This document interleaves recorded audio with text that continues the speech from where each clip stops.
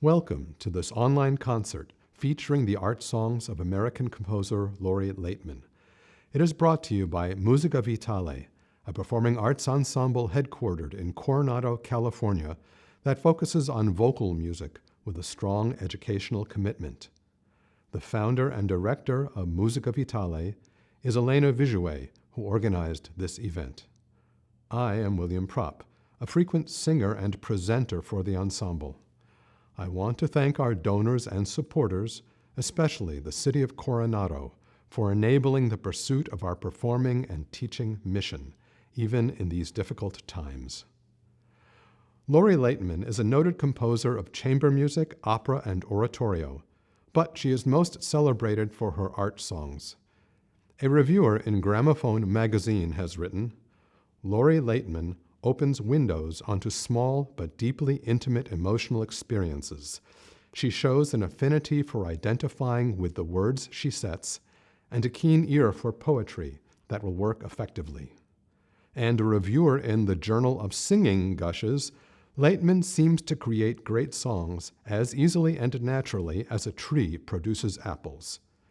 Today, two professional singers from the San Diego area will offer us a recital of Laitman art songs, accompanied by piano and saxophone. And we will also meet the composer herself. A native Californian, soprano Lisa Parente holds advanced degrees in music from San Diego State University and the Peabody Conservatory in Baltimore. In addition to appearing with Musica Vitale, she is a frequent opera and symphony soloist.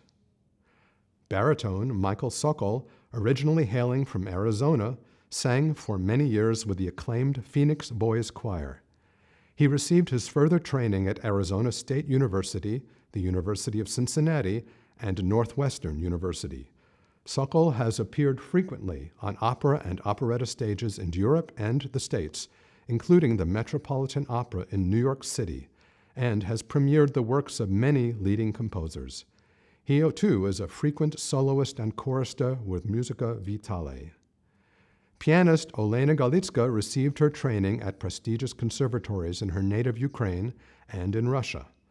A longtime resident of Mexico, now living in the U.S., she has been a frequent collaborator with the Orchestra of Baja California and has pursued an active career as a vocal accompanist.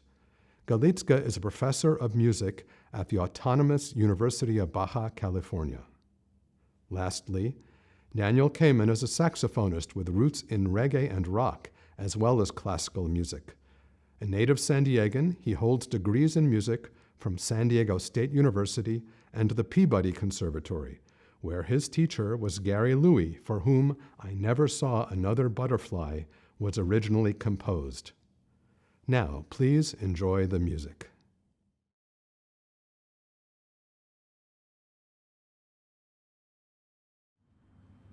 Will there really be a morning? Is there such a thing as day? Could I see it from the mountains if I were as tall as they?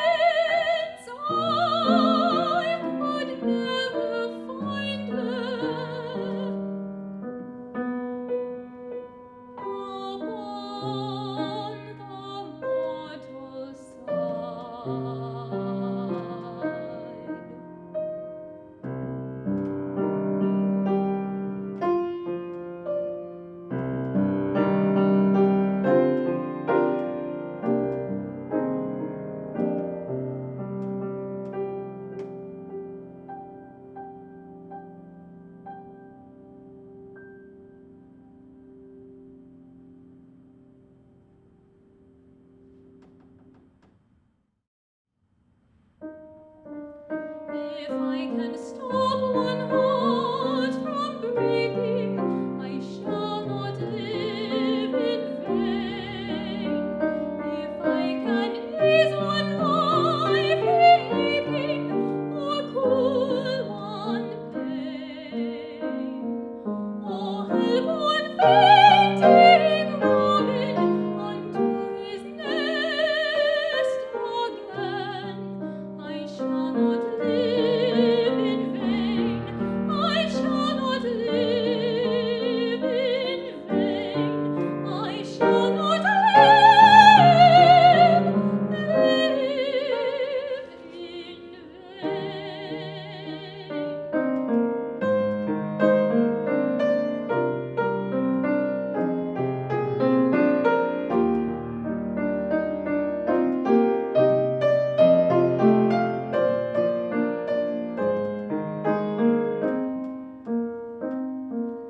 Oh, help one fainting robin unto his nest again. I shall not live in vain. I shall not live in vain. I shall not live in vain.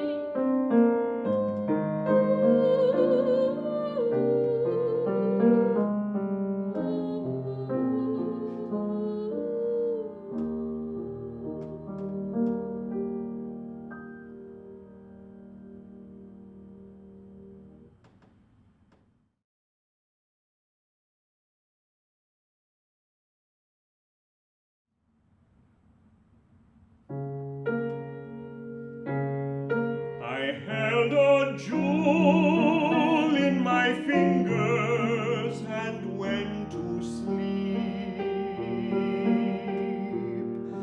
The day was warm and winds were prosy. I said 'twill keep.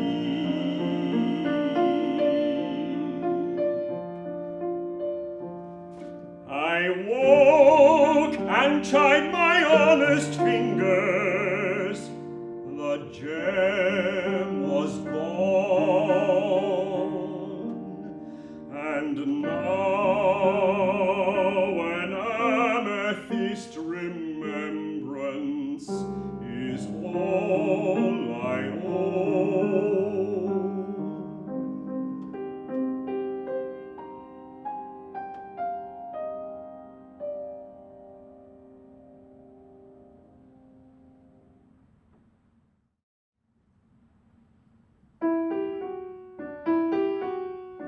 Dear March, come in. How glad I am. I hoped for you before. Put down your hat. You must have walked. How out of breath you are. Dear March, how are you? And the rest, did you leave nature well? Oh, March, come right upstairs with me. I have so much to tell. I got your letter and the birds. The maples never knew that you were coming till I called. I declare how red their faces grew. But March, forgive me. And all those hills you left for me to hew. There was no purple suitable. You took it all with you. Who knocks that April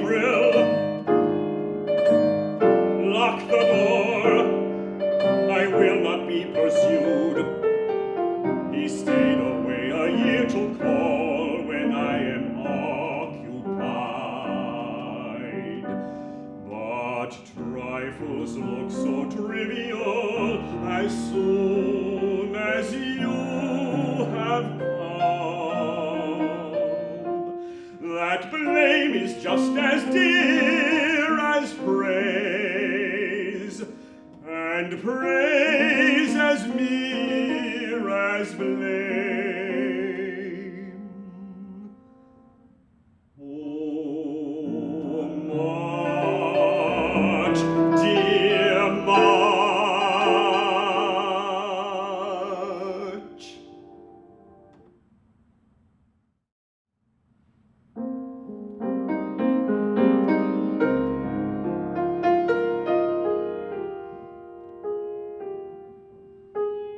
The props assist the house until the house is built, and then the props withdraw, and adequate erect, the house supports itself, and cease to recollect the augur and the carpenter.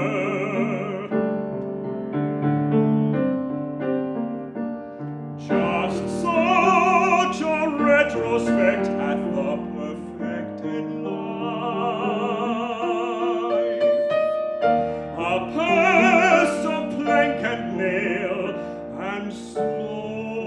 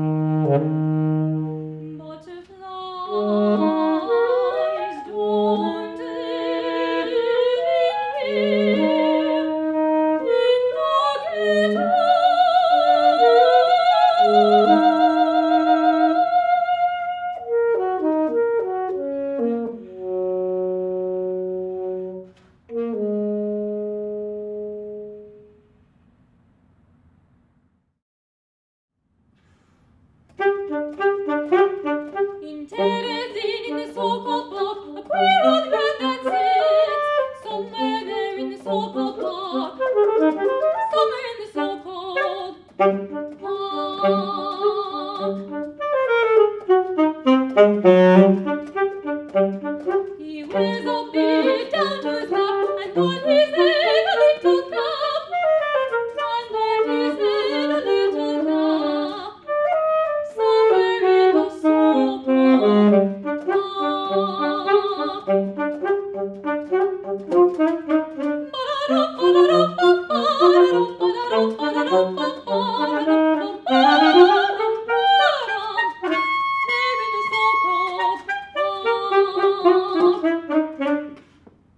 But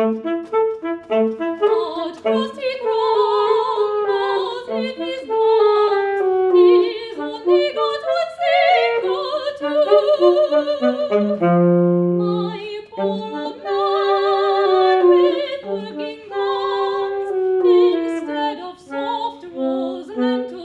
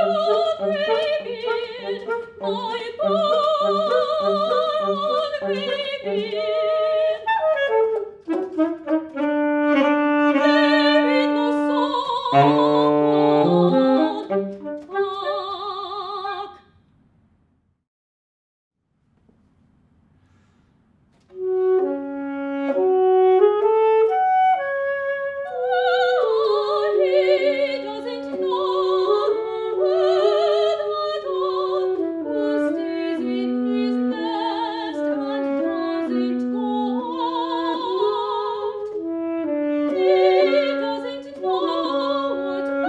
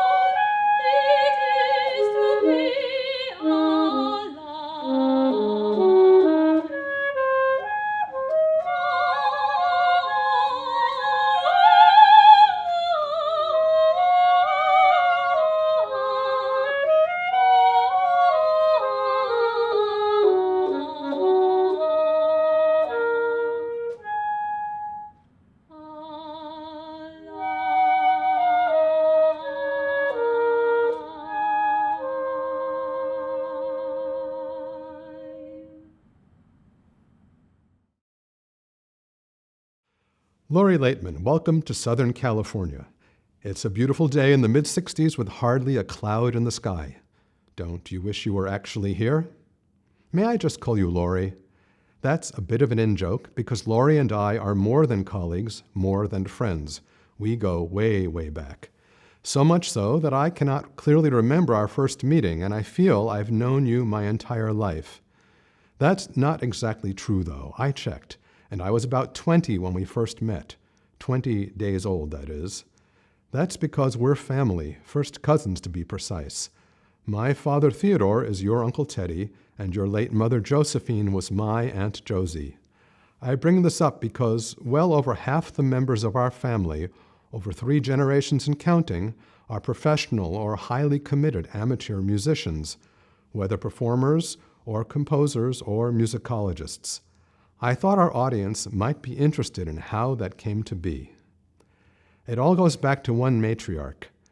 People talk about the greatest generation of our parents, but it goes without saying, and therefore unfortunately does go without saying, that somebody had to raise that generation who must have been pretty great themselves. Our common ancestors are Grandpa Jake and Grandma Dinah Propp, both immigrants from the Russian Empire at the end of the 19th century. Jake was a florist. Dinah kept the house, where music was a kind of religion, and raised 4 children.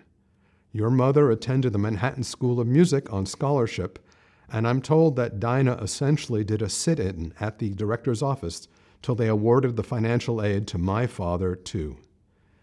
Even during the Great Depression, when everybody was selling everything they had, and our parents were nearly broke as well, Jake and Dinah kept their grand piano and invited all the music students who'd lost theirs to practice whenever they wanted. Though they themselves were not musicians, their house was always loud with music. The origin story of this passion, obsession, or mania, pick your term, takes place in the old country. I'll let you tell it. Thank you, Bill. The legend, as I heard it, is that our grandmother, Dinah Cantor Propp, was descended from a long line of cantors, and she grew up in Minsk, which was then part of Russia, now part of Belarus. Her father was a bookkeeper for a landowner, and once a year around Christmas time, the families of the staff were invited into the main house for a celebration. It was when she was very young that she attended one of these parties, and she was amazed to hear the song she knew coming from a black box in the corner of the room. This box was a piano, and she was transfixed. I don't know exactly how young she was. I thought she was 7. My sister thought she was 4 or 5. But apparently she swore to herself that she would make sure she would have a piano when she grew up. At 17, she immigrated to the United States. She got married, had her children, got her piano, and she made sure that each of her children had a good musical training. She also managed to bribe each of her grandchildren, promising to buy them a piano when they got married in the hopes that she could get them to marry early. Right. And so their children had to have musical training. The one who took it farthest was your mother, Josie, who performed in her own right and instilled the culture in the next generation. Yes, she was a very talented singer, and she was a pianist and a violinist, and she continued to play violin and piano and sing her entire life. My sisters and I all had musical training from the time we were very young. I started piano at age 5 and flute at age 7. I think that my mother's huge knowledge of popular and classical song definitely had an impact of my understanding of word setting. It's still the case in our children's generation that many pursue music as an avocation or profession. My 2 children and your 3, as well as many of their cousins, are still committed to this path, which began in Tsarist Russia with a black wooden box, emanating wonderful sounds. Yes, it's true. As you said, music was a religion for my grandmother, probably for my mother, but certainly in our family. I married my college boyfriend, Bruce Rosenblum. We're still married, coming on 45 years now. And he was a musician when I married him. He later, to my mother's actual delight, became a lawyer and then a businessman. But He has remained a great musician at his core. He's a talented bass player, he's a guitarist, he's a singer, and he's a composer. And during the pandemic, he returned to his folk pop roots and composed a lot of fantastic songs, which you can hear by going to his channel on YouTube. And we have three children. Our oldest, James, is a lawyer and a pianist, and his wife, Anna Glikvashvili, is a pianist from the Republic of Georgia. They met at a piano festival in Israel. Their son, Edward, who is 5, our grandchild, already plays the piano. And our daughter, Diana, is finishing her PhD in composition at Eastman, and she was trained as a cellist and a pianist. And her wife, Julia Lin, is a great pianist from Taiwan. And our youngest, Andrew, is a pianist and a harpsichordist. And his wife, Maria Sumareva, is a wonderful pianist from Moldova. So we have 3 fantastic daughters in law who are wonderful musicians. And we're so fortunate that we all share this love of music. To conclude, I want you to describe your own winding path to success as a composer. Part of our family culture growing up, whenever the cousins got together, not just our families, but the whole extended family, was music performance. You didn't have to be great, but you did have to participate.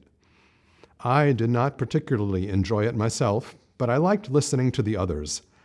I remember you as a good pianist and a great flutist. I never heard you sing a note. So how did you come to be a composer, and a composer for the voice of all things? Well, you still really do not want to hear me sing a note. I studied composition at Yale. All my friends were composers. Before that, I did not think this was something I would ever do. It just seemed mystical to me.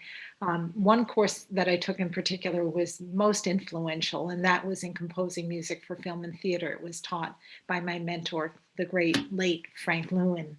And it was in this class that I learned to be sensitive to moods in films or drama and to create dramatic music to enhance and underscore those moods. And this is exactly what I did for my film scores when I first started composing after I graduated, and later for my songs, which, as I mentioned, I often view as miniature films. But it wasn't until 1991 that I started to write for The Voice, and I did it under duress. My old Interlochen music roommate, Lauren Wagner, the person who had commissioned The Butterfly, had won a bunch of international vocal competitions, and one of her prizes was the chance to make her debut CD, and she insisted that I write songs for her. And I said I couldn't. That's my dog, sorry.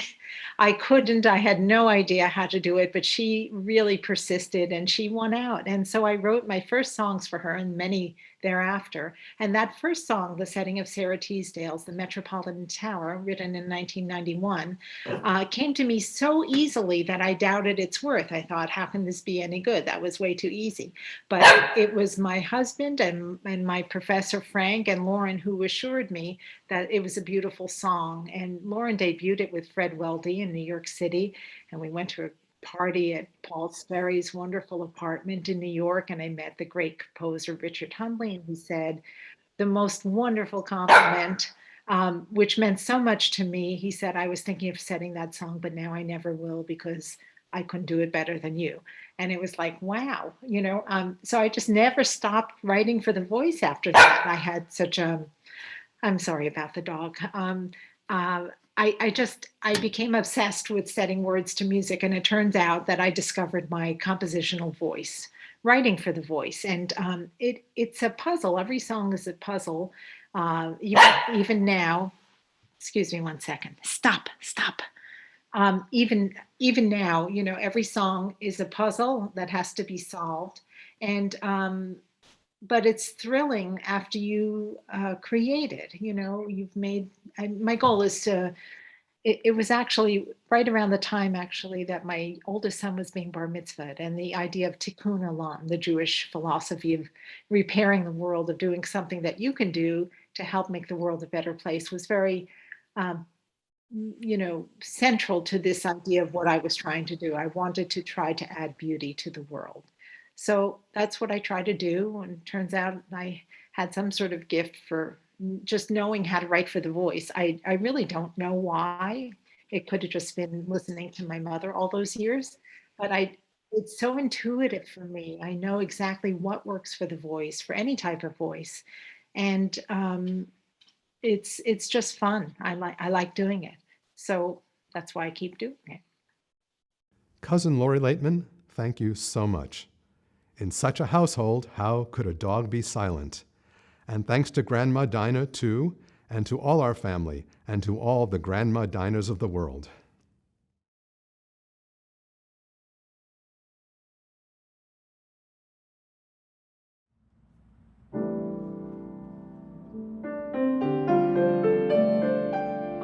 Our love is like a strong house, well roofed against the wind and rain.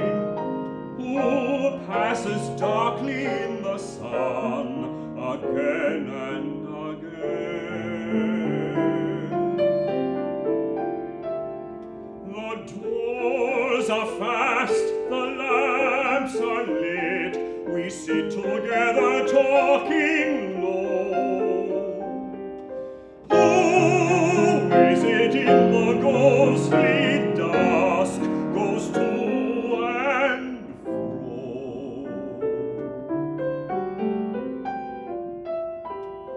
Surely ours is a strong house, I will not trouble anymore.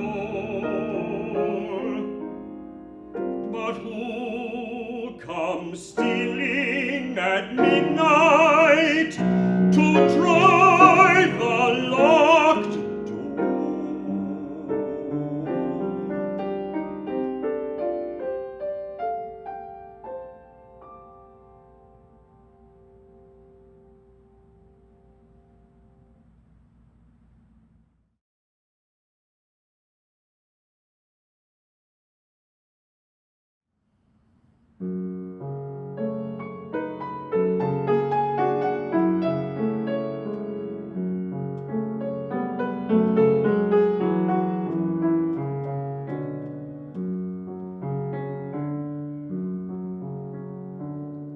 Come to me in the silence of the night.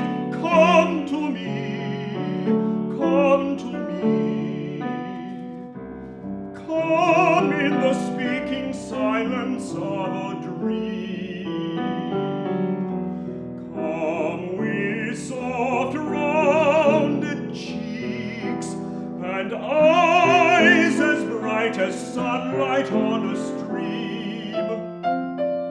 Come back in tears, oh memory, hope, love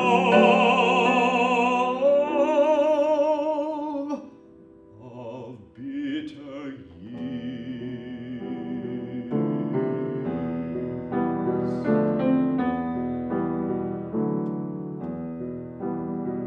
Oh, dream how sweet,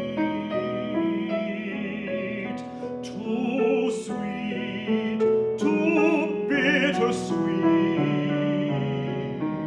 whose wakening should have been in paradise, where souls brimful of love abide and meet, where thirsting longing eyes watch the slow door, that opening, letting in, lets out no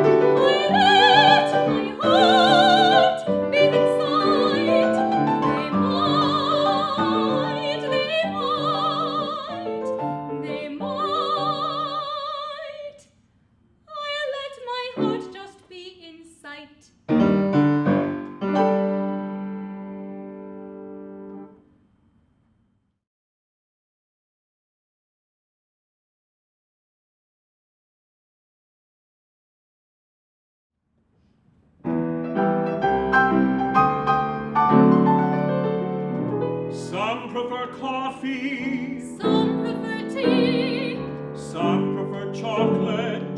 but not me. The one thing that we truly savor doesn't come in any flavor. The item that we really crave starts with R. And ends with Abe. R-A-B-E. So much fun to clip and save. We're dreaming of a great review. Big fat titles, dark and bold. Surely worth my weight in gold. Gold so sweet to hug and hold. We're dreaming of a great review. Ooh, it gives me such a thrill to read that I possess a voice so captivating and rare. And to learn of all that I can do sends chills right up and down my derriere. Doesn't matter if it's true. Think of all that it can do. If it stinks, we'll down a few. 'Cause we're dreaming of a great Dreaming of a great first rate review.